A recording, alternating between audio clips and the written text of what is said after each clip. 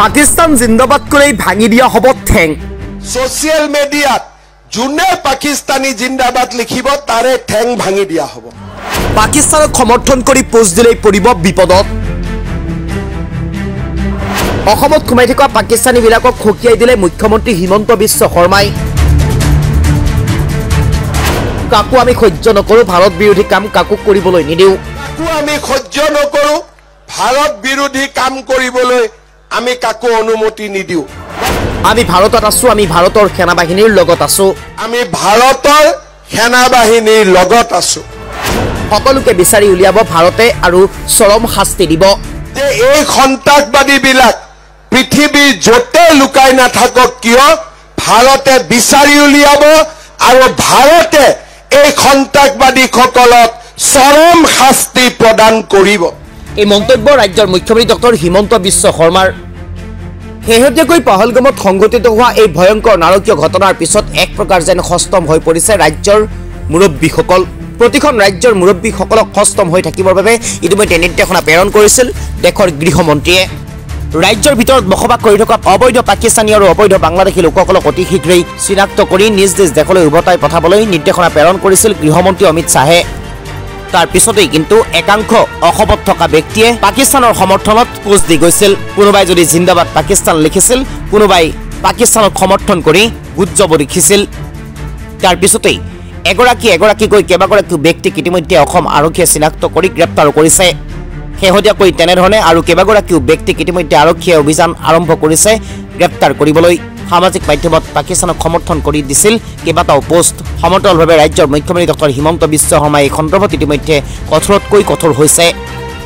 নিৰ্বাচনী প্ৰচাৰ সভা চলাই থকাৰ সময়তেই হিমন্ত বিশ্ব শৰ্মাই উল্লেখ কৰিলে, যিসকলে পাকিস্তান জিন্দাবাদ দিব সেইসকলক ঠেং ভাঙি দিয়া হ'ব। আইনৰ জৰিয়তে যাই তেওঁলোকৰ ঠেং ভাঙি দিয়া হ'ব বুলি মন্তব্য কৰিলে হিমন্ত বিশ্ব শৰ্মাই। অসমত সোমাই থকা পাকিস্তানীবিলাকক খকিয়াই দি ক'লে, আমি কাকো সহ্য নকৰোঁ, ভাৰত বিৰোধী কাম আমি কাকো কৰিবলৈ নিদিওঁ। আমি ভাৰতত আছো, ভাৰত বাহিনীৰ লগত আছো, ভাৰত সেনাৰ লগত আছো। এই মন্তব্য হিমন্ত বিশ্ব শৰ্মাৰ। যে যেনেকে পাকিস্তানৰ পৰা সন্ত্ৰাসবাদী আছে, আমাৰ ঘৰৰ ভিতৰতো কিছুমান পাকিস্তানী আছে। ফেচবুক ছ'চিয়েল মিডিয়াত চান্স পালে পাকিস্তান জিন্দাবাদ বুলি লিখি দিয়ে। মই আজি সকলোকে এটাই কথা কৈছো যে অসমত ফেচবুকত ছ'চিয়েল মিডিয়াত যোনে পাকিস্তানী জিন্দাবাদ লিখিব তাৰে ঠেং ভাঙি দিয়া হ'ব। একদম কাকো আমি সহ্য নকৰো, ভাৰত বিৰোধী কাম কৰিবলৈ আমি কাকো অনুমতি নিদিওঁ। মই ঠিক কৈছো নে? ঠিকে কৈছো নে নাই? ঠিকে কৈছো নে নাই? শ্ৰদ্ধাৰ ৰাইজ, আমি সকলো মোদীজীৰ লগত আছো, আমি ভাৰতৰ সেনাবাহিনীৰ লগত আছো। যোৱা কেইদিনমানৰ পৰা আমাৰ সকলোৰে মন বহু কাৰণত বেয়া হৈ আছে। পেহেলগামত পাকিস্তানী লোকসকলে আহি আমাৰ ভাৰতৰ বহু কেইজন লোকক গুলীয়াই হত্যা কৰিলে। ভাৰতৰ প্ৰধানমন্ত্ৰী নৰেন্দ্ৰ মোদী ডাঙৰীয়াই ঘোষণা কৰিছে যে এই সন্ত্ৰাসবাদীবিলাক পৃথিৱীৰ য'তে লুকাই নাথাকক কিয় ভাৰতে বিচাৰি উলিয়াব আৰু ভাৰতে এই সন্ত্ৰাসবাদীসকলক চৰম শাস্তি প্ৰদান কৰিব। শ্ৰদ্ধাৰ ৰাইজ, আমি আশা কৰিছো প্ৰধানমন্ত্ৰী মোদী ডাঙৰীয়াক ভগৱানে শক্তি দিব, ভাৰতৰ সেনাবাহিনীৰ জোৱানসকলক ভগৱানে শক্তি দিব, যাতে আমি এই সন্ত্ৰাসবাদীসকলক নিপাত কৰিব পাৰোঁ।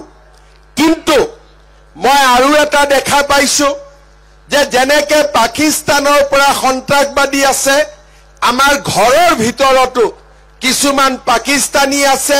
ফেচবুক ছ'চিয়েল মিডিয়াত চান্স পালে পাকিস্তান জিন্দাবাদ বুলি লিখি দিয়ে।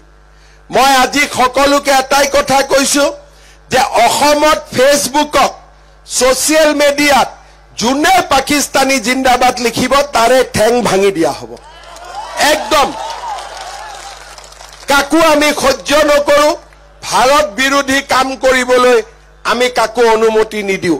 মই ঠিক কৈছো নে? ঠিকে কৈছো নে নাই? ঠিকে কৈছো নে নাই? শ্ৰদ্ধাৰ ৰাইজ, আমি সকলো মোদীজীৰ লগত আছো, আমি ভাৰতৰ সেনাবাহিনীৰ লগত আছো। যে এই সন্ত্ৰাসবাদীবিলাক পৃথিৱীৰ য'তে লুকাই নাথাকক কিয় ভাৰতে বিচাৰি উলিয়াব আৰু ভাৰতে এই সন্ত্ৰাসবাদীসকলক চৰম শাস্তি প্ৰদান কৰিব।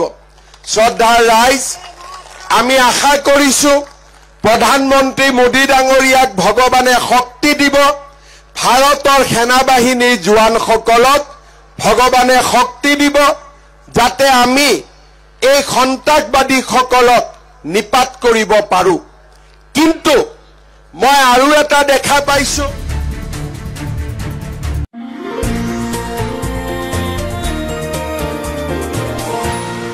এনিটক্স, সোঁতৰ বিপৰীতে ৰাইজৰ স্বাৰ্থ।